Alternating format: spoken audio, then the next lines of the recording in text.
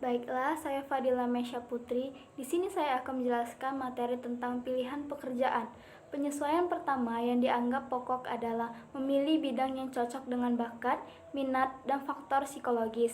Banyak kasus dalam memilih bidang kerja yang tidak cocok dengan bakat dan minat, tetapi dipilih karena besarnya pengaruh sosial yang ada. Justru akan menimbulkan ketidakpuasan terhadap hasil kerjanya, tidak merasa mencintai tugasnya, dan akhirnya prestasi kerjanya menurun sangat drastis. Sehubung dengan itu, maka beberapa orang dewasa telah menentukan pilihannya jauh-jauh hari sebelum mereka bekerja, sehingga jauh-jauh hari pula mereka melatih diri sesuai dengan prasyarat yang diperlukan untuk jenis tugas yang mereka anggap cocok dengan minat dan bakatnya.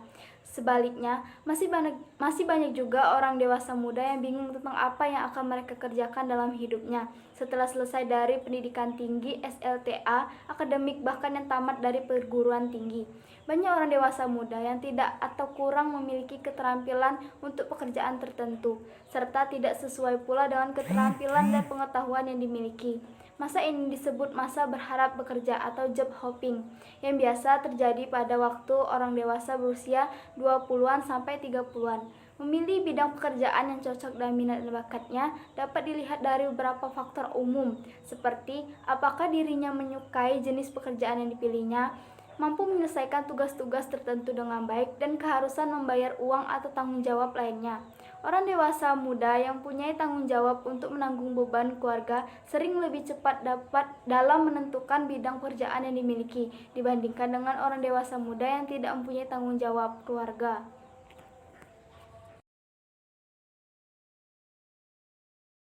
Assalamualaikum warahmatullahi wabarakatuh. Perkenalkan, nama saya Salsabila Lutfiah Amanda.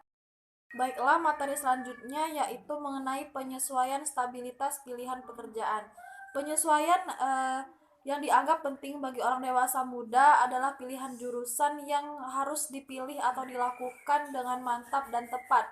Seberapa jauh tingkat kemantapan pilihan jurusan yang dilakukan oleh orang dewasa itu bergantung pada 3 faktor, yaitu yang pertama pengalaman kerja, yang kedua daya tarik pribadi terhadap suatu pekerjaan, dan yang ketiga yaitu nilai yang terkandung pada pekerjaan yang dipilih.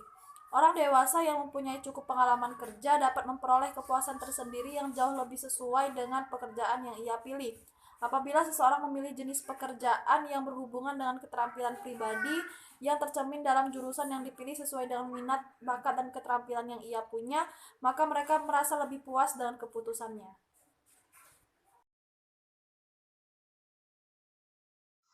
Assalamualaikum warahmatullahi wabarakatuh. Perkenalkan, nama saya Lia Hidayah. Di sini saya akan menjelaskan materi yang berikutnya, yaitu tentang proses penyesuaian diri dengan pekerjaan. Proses penyesuaian diri dengan jenis pekerjaan yang telah dipilih meliputi sifat dan jenis pekerjaan, melakukan adaptasi dengan teman kerja, pimpinan, lingkungan kerja, dan aturan-aturan di dunia kerjanya. Bagi sebagian besar orang dewasa muda, terutama mereka yang kurang mempunyai pengalaman kerja atau bahkan bagi yang belum pernah bekerja sama sekali selama masih sekolah, sering mengalami banyak kesulitan dalam menyesuaikan diri dengan pekerjaan yang diembannya. Yang pertama ada penyesuaian diri bagi pria. Ada sejumlah kondisi yang penting bagi pria yang mempengaruhi proses penyesuaian pria terhadap pekerjaannya. Yang pertama, apabila pekerjaannya memungkinkan untuk berperan, maka ia akan memainkan perannya. Ia akan merasa sangat puas dan proses penyesuaiannya berjalan dengan sangat harmonis. Yang kedua, kepuasan dapat diperoleh apabila pria merasa bahwa pekerjaannya menuntut banyak kemampuan yang dimiliki dan hasil pendidikannya. Yang ketiga, proses penyesuaian dengan pekerjaan dipengaruhi oleh cara pria menyesuaikan dirinya dengan wewenang. Yang keempat, penyesuaian terhadap pekerjaan dipengaruhi oleh meningkat atau tidaknya gaji yang diterima. Selanjutnya ada penyesuaian diri bagi wanita. Ada 6 faktor yang sangat penting yang mempengaruhi penyesuaian diri wanita terhadap pekerjaannya. Yang pertama itu, bila wanita tidak mampu lagi untuk memperoleh pekerjaan yang cocok dan sesuai dengan tingkat kemampuan, pendidikan, dan latihan yang pernah diperoleh serta impian dirinya, maka mereka akan mengalami frustasi. Yang kedua, apabila wanita merasa bahwa mereka melakukan pekerjaan yang tidak berkembang atau pasif, khususnya bila mereka mendekati usia media, mereka sering merasa menjadi bos betina yang jalang, yang selalu melampiaskan kekesalannya kepada bawahannya. Yang ketiga, apabila telah membentuk aspirasi kerja yang sesuai, mereka cenderung menjadi frustasi bila mereka menemukan bahwa kemampuan dan pelatihan mereka membenarkan aspirasi yang lebih tinggi. Yang keempat, apabila peran kepemimpinan wanita itu ditolak, khususnya di tempat kerja, sekolah, kantor, maka mereka tidak hanya frustasi, tetapi juga akan marah bila peran tersebut diambil oleh pria. Yang kelima, banyak wanita tidak menyukai kalau harus melaksanakan beban tugas ganda. Satu tugas dalam dunia kerja perkantoran, dan satu tugas lagi dalam tugas rumah tangga.